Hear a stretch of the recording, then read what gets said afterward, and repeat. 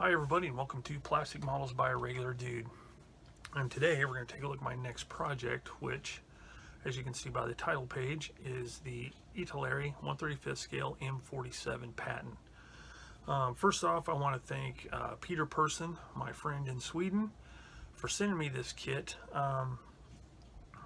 He sent it some months back just because, and I really appreciate it. So thanks, Peter, and I hope I do it justice for you.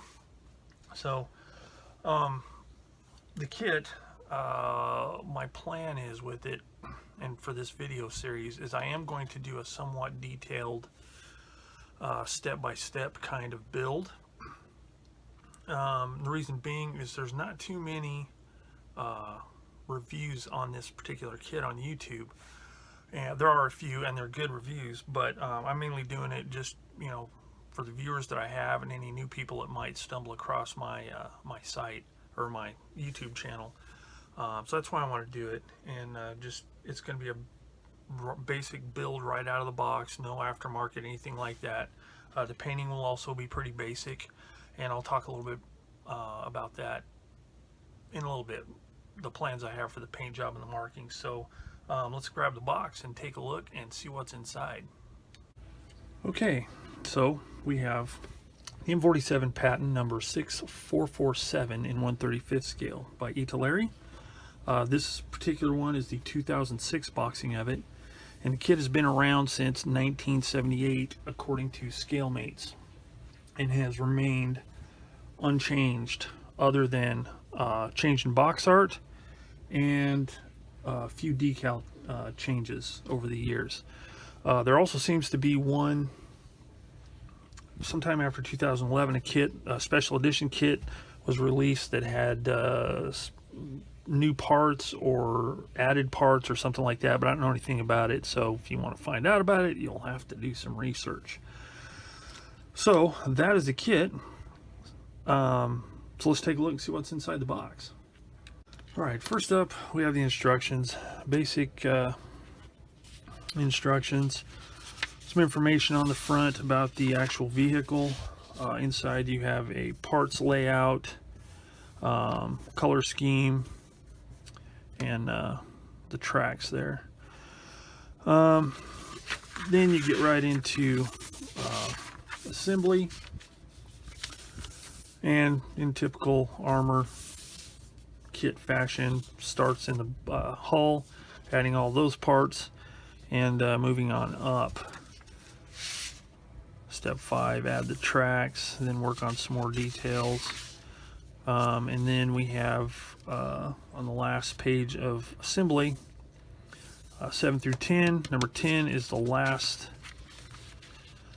of the assembly. It comes with a figure. In looking at the figure earlier, it's really basic. It's just like an infantry dude. Won't be using him.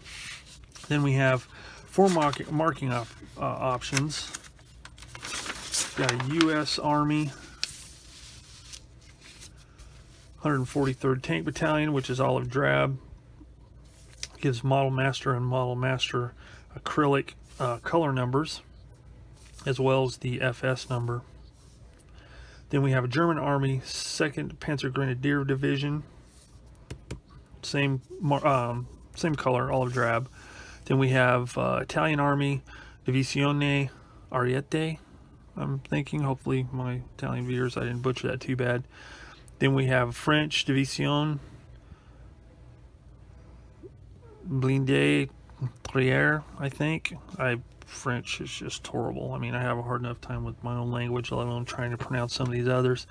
But these are all olive drab, but that is of no consequence because I am doing something different. So that's the instructions. Next up we have the decals. They're very nice. They're in register. The colors are really nice. I would compare these to Tamiya as far as thickness and the finish. They are printed in Italy by that place there. I'm not going to try and say it, but really nice decals. But again, I'm not going to be using those because I'm doing something different. Next up, we have the first sprue here, first parts tree, which is A in the instructions. Upper and lower hull, dust shields, side skirts, whatever you want to call them, and the muffler exhaust system. The molding looks really good. There's little bits of flash along the edge, which is not bad considering this was first molded in '78, so it looks like they've taken care of their molds.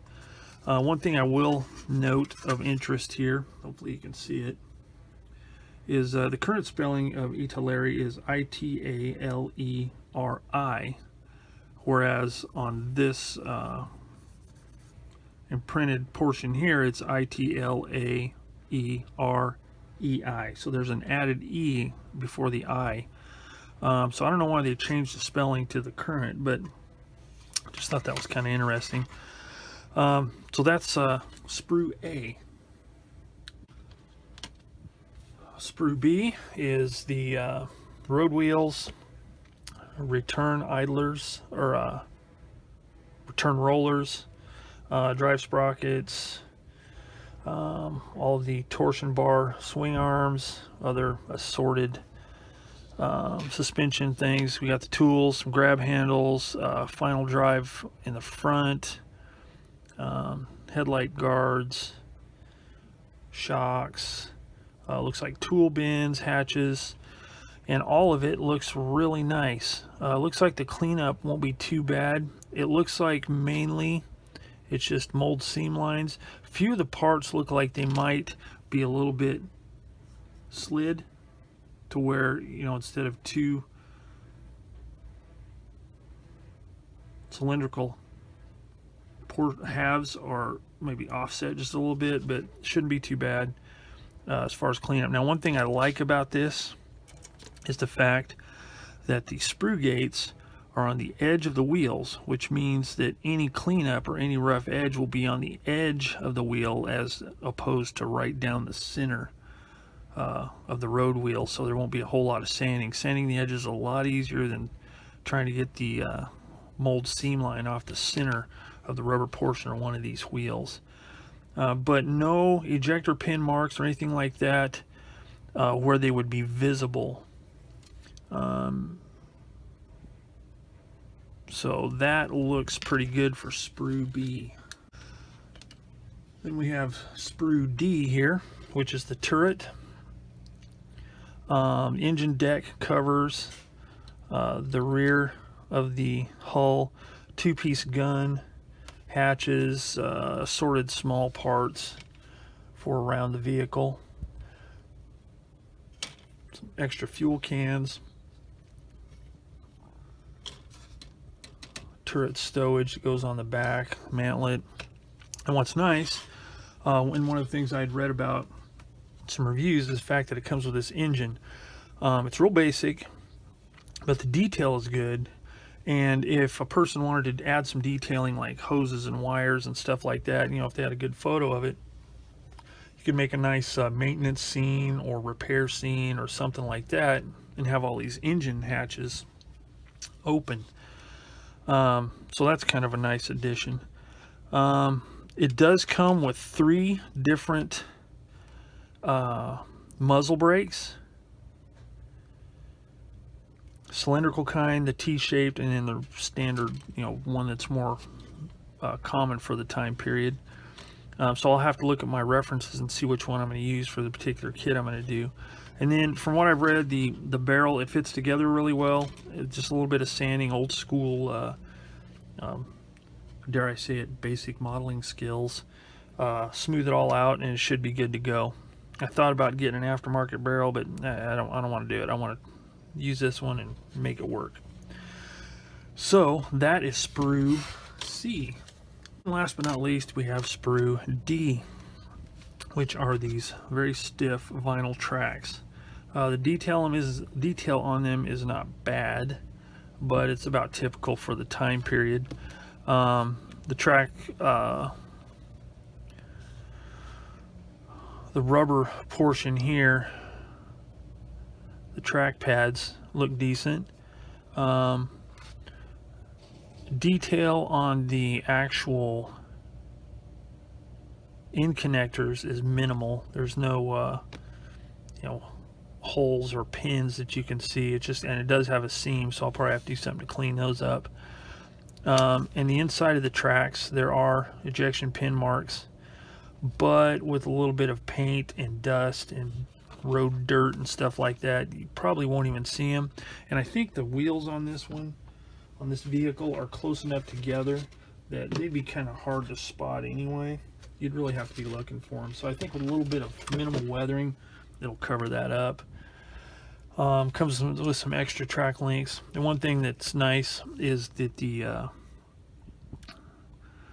track guides down the middle, they are forked like they're supposed to be, as opposed to on some kits they'll just make it a solid piece. It's even got bolt detail and everything in there. It's also got bolt detail on the end connectors, the wedge bolt detail, for holding those in place, so that's kind of nice. I guess if a person really wanted to, they could smooth this out and drill little holes on the end of all these end connectors if they really wanted to. There are aftermarket tracks available for this. I know I think it's AFV Club. I think they make some. I think Fruel makes some, but again, I'm just going straight from the box. I am going to see if I can do something to soften these up, because I don't think they're as stiff as they feel. I think this is making them feel stiffer than they really are. But that's that. So, as for what I'm going to do with the kit, let's talk about it.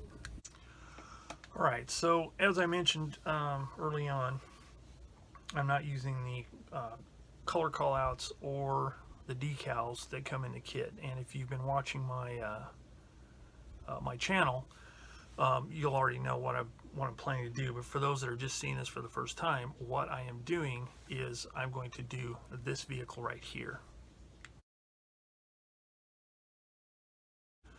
That is a screen grab I got from the internet in doing a search from the Internet Movie Car Database.org.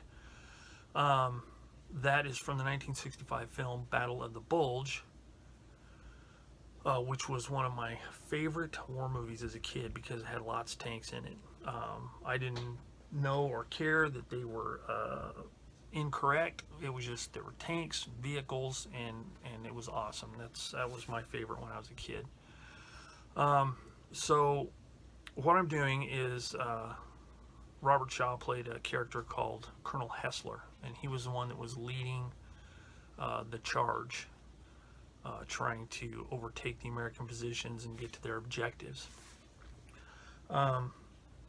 So that is the vehicle I'm wanting to do. I'm going to have to probably make some masks to spray the R01 on the sides of the turret, and then I've got extra Balkenkreuz to put on the sides of the turret as well, and then I'm going to paint it in gray, just to replicate from that film. And what I want to do as well is I want to get a figure, which I'll have to look around for, to put in the turret to, kind of replicate the photos. So if anybody knows of any good German figures with the forge cap style, hats like in that photo, please post them in the comments below, because I want to get a good figure for this, a really good quality figure. So anyway, that's that. So that is the plan for this kit. So hopefully you will stay tuned and watch as it comes along. I am going to do a full-on detailed build of it, as I said, because there's not really that many on this particular vehicle, and other than it being painted in a different color and different markings, it should be useful to whoever watches. So if you have any questions, comments, concerns, or anything like that, please put them in the comments below. If you have any suggestions, especially if anybody knows where I can get a decent figure, commander figure for this, wearing that style cap, I would appreciate it. So as always, thanks for watching Plastic Models by a Regular Dude, and I will see you all next time.